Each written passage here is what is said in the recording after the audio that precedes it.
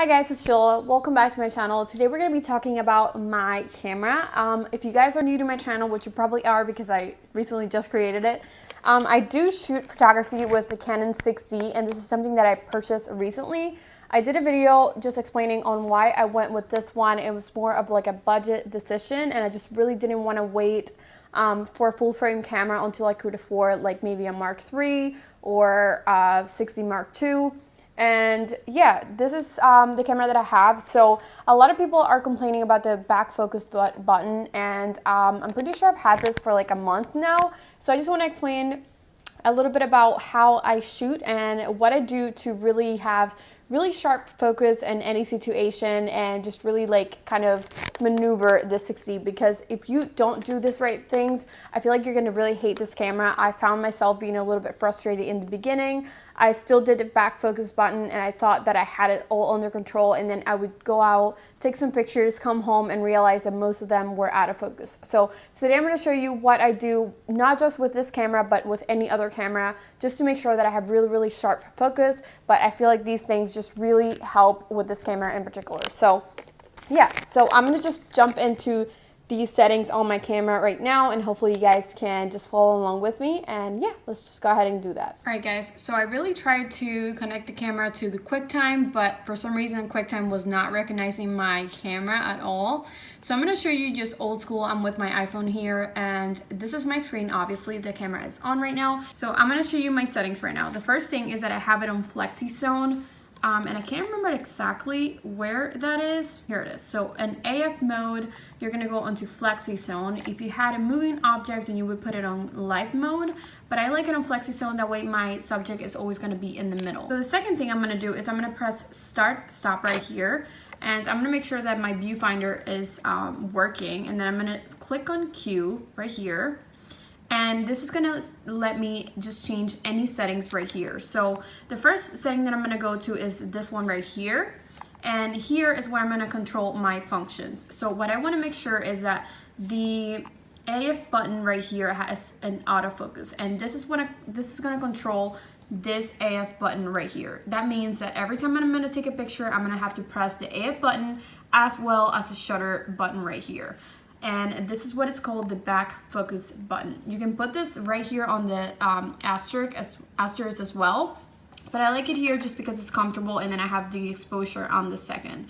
So what this does is that it makes it really easy for me to just take a picture, because obviously this camera does not have autofocus. So what I do is I just focus right here, and you can see how it's trying to focus the camera. I should probably move it back because I'm with the 50mm. So I'm gonna just focus right here, and you can see how the mouse is now on focus. Now this is what I've done. While holding the AF button, I'm gonna go and take my picture. So as long as I'm holding this button, it's just gonna lock my focus, and no matter how much, that focus is now there, so no matter how much I move in the same distance, it's always gonna be the focus right there. Now with even using this, I have come home to find some just blurry pictures. So what I would recommend, and this is what has saved my life. So what I do is I create my picture and I find my composition, right? I have the mouse right in the center. If I was shooting someone, I would do the same exact thing. And then I go onto this loop right here and I press it twice. And now I'm super close to the object, and now I'm gonna press my F button again, and I'm gonna make sure that it's tack sharp. And again, this is just struggling because I am so close to this, and I should be way further back, but I really can't move. So now that it is super sharp, I'm gonna go ahead and take my picture, and there it is. Now I have my picture, and if I zoom in on it, I am 100% sure that it is super sharp and on focus. So if I do this every time for my pictures, I am going to make sure 100% that I'm not going to get home to any blurry pictures, because I made sure and double checked right there where I was that my pictures were in focus. So I feel like this is a lifesaver. Obviously it takes a little bit more time, but in the end it's just going to save you a lot of time and a lot of, you know, frustration when you think you had so many gorgeous pictures, especially if you're doing a wedding, if you're doing engagement pictures. You don't want to get home to see that your most precious one or the one that you like the most and you thought that you got such a good shot that is completely or just slightly out of focus, which is like the worst thing that can happen. So something else that I do want to show you is that on the same menu, if I make sure that you're not on the live view when you're doing this, when you're clicking the Q, right here, I always leave it in AI focus. I only move it to servo if I'm doing like sports photography or if I'm shooting like something that's moving like a animal or something.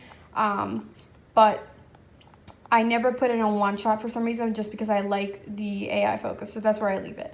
But the manual selection, I never have just all of them, the 11 of them selected. I always just select the center, and then that allows me to use this button right here to select my focus. So if I was using the viewfinder, I would just see the red dots and I can just move them with this set button left and right. So I wish I could show you that, but that would be a little bit impossible to show you my viewfinder, but that's how I do it. In the same way, to select that, I would just go to the custom functions. Oh Jesus. Right here. And it is this button right here, I believe.